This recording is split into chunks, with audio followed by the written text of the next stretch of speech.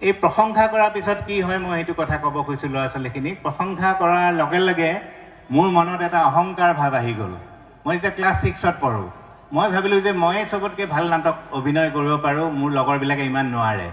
গতিকে তাৰ পিছৰ যিবিলাক নাটকৰ ৰিহাৰ্চেল হ'ল বালাভৱনত হোৱা নাটকবিলাকত, তাতে বাকীবিলাকে যদি 10 দিন সাধনা কৰে, ৰিহাৰ্চেল কৰে, মই ক'লোঁ মই 2 দিনতে পাৰিম দে, তহঁতে কৰ। এইবুলি কয় বাকীবিলাকে 10 দিন ৰিহাৰ্চেল কৰে, মই 2 দিন মাত্ৰ যাওঁ। মই মানে বহুত ডাঙৰ অভিনেতা এনেকুৱা ভাৱ এটা আছে।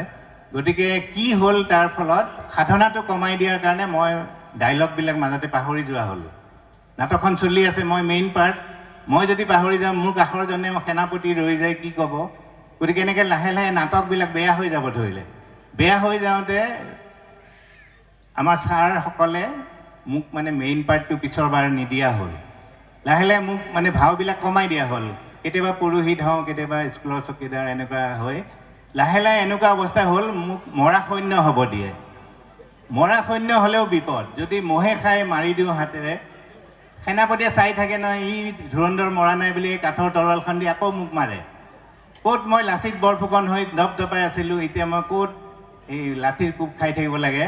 গতিকে মই আৰু নাটক কেতিয়াও নকৰোঁ বুলি প্ৰতিজ্ঞা কৰিলোঁ। সেই খং কৰি পেলাই যে নাটক নকৰিলোঁ, এতিয়া দুখ কৰি থাকোঁ। সেইকাৰণে খং নামেই চণ্ডাল। ল'ৰা ছোৱালীখিনিক কৈছোঁ খং কৰিব নালাগে। সেই তেতিয়া যদি খং নকৰি মই নাটক কৰি থাকিলোঁ হয়, তেতিয়া আজি চাগে আপোনালোকে মোক এই অসমীয়া চিনেমা বা চিৰিয়েলবিলাকত দেখাই পালে হয়।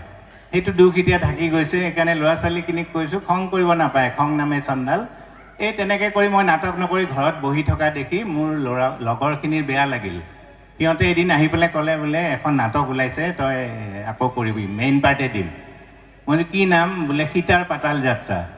এইটো মই বহুত ঠাইত কৈছোঁ, মানুহে ভাল পায়। সীতাৰ পাতাল যাত্ৰাত মানে কি হয়, সীতা একেবাৰে শেষৰ দৃশ্যত পাতাললৈ যায়। আজিকালি পাতাল যোৱা দেখুৱাব সহজ, দূৰৰ পৰা এনেকৈ লাইটৰ এইবিলাক কাৰুকাৰ্য পোহৰবিলাক মাৰি পঠিয়ায়। সীতা একে ঠাইতে থাকে, কিন্তু মানুহে দেখে সীতা পাতাল গ'ল, নোহোৱা কৰি দিয়ে সীতা। আমাৰ দিনত আজিৰ পৰা 45 বছৰ আগত তেতিয়াতো এইবিলাক একো নাছিল। গতিকে কি হ'ব, আমাৰ কাঠৰ মঞ্চখনত এটা ঠাইত এনেকৈ গোলকৈ ফুটা এটা কৰি থৈ দিয়ে। তাৰ তলত আকৌ মানুহ এজন লুকাই থাকে। যেতিয়া সীতা একেবাৰে শেষৰ দৃশ্যত পাতাল যায়, সীতাই ফাট দিয়া বসুমতী পাতাললৈ লুকাওঁ বুলি কয়, সেই ফুটাটোৰ ওপৰত গৈ পেলাই এনেকৈ থিয় হ'ব লাগে।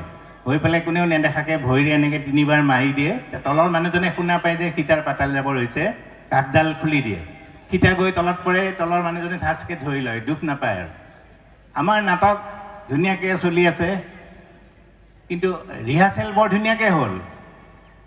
যিদিনাখন আচলকৈ নাটকখন হ'ল, সীতা কান্দি কান্দি ইমান আৱেগিক হৈ গ'ল। সীতা হৈছিল নমিতা ভট্টাচাৰ্য, বিখ্যাত গায়িকা।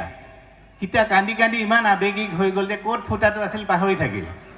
পাহৰি ফাট দিয়া বসুমতী পাতালে লগাওঁ 3বাৰৰ ঠাইত 9বাৰমান কৈ য'তে ত'তে এনেকৈ ভৰি দি মাৰি আছে। তলৰ মানুহজনে শুনা পোৱা নাই কাৰণে খুলি দিব পৰা নাই।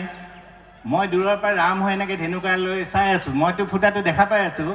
মই এটা বুদ্ধি কৰিলোঁ। মই দেখিলোঁ নাটকখন বেয়া হৈ যাব, গতিকে মই লাহেকৈ গৈ লাহেকৈ গৈ এনেকৈ থিয় হৈ ল'লোঁ ফুটাটোৰ ওপৰত। লৈ পেলাই সীতাৰ ফালে চকুটিপ মাৰি দেখুৱালোঁ, এইটুকুৰাহে আচল ঠাই। এইবুলি কওঁতে তলৰ মানুহজনে গম নাপালে কোনে মাৰিলে। সীতাই মাৰা বুলি খুলি দিলে, মই ৰাম গৈ পাতাল পালোঁগৈ। এই নাটকখনৰ নাম আছিল সীতাৰ পাতাল যাত্ৰা। মই ৰাম গৈ পাতাল পালোঁ। তেতিয়া মই ক্লাছ 6ত পঢ়োঁ। আজি আপোনালোকে হাঁহিছে, মোৰ ভাল লাগিছে, কিন্তু তেতিয়া কিমান খং উঠিব। মই খঙতে গুজৰি গুমৰি, সেই ভগৱান, মই দেখোন ঘৰৰ পৰা ওলাওঁতে তোমাক সেৱা কৰি ওলাইছিলোঁ, কি কৰিলা ভগৱান? এনেকৈ ভগৱানক মাতি আছোঁ। ভগৱানে মোক এটা বুদ্ধি দিলে। মই সেই বুদ্ধিমতে আকৌ সেই ফুটাটোত ধৰি মেলি ষ্টেজৰ ওপৰলৈ উঠি আহিলোঁ। আহি পেলাই এইবিলাক কোনো ডাইলগ নাছিল। মই নিজে নিজে সীতাৰ ফালে চাই ক'লোঁ, সীতা, ভয় নাখাবা সীতা, পাতালখন একো বেয়া জেগা নহয়। তুমি কান্দি থকা দেখি মই তোমাতকৈ আগেই চাই আহিলোঁ সীতা। তাত গৰম লোহা নলগাই, গৰম তেলত নাভাজে, এইবিলাক এনেই কয়, যোৱা যোৱা।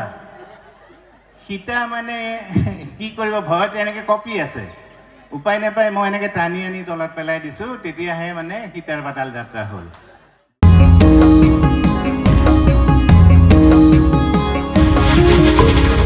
অমূল্য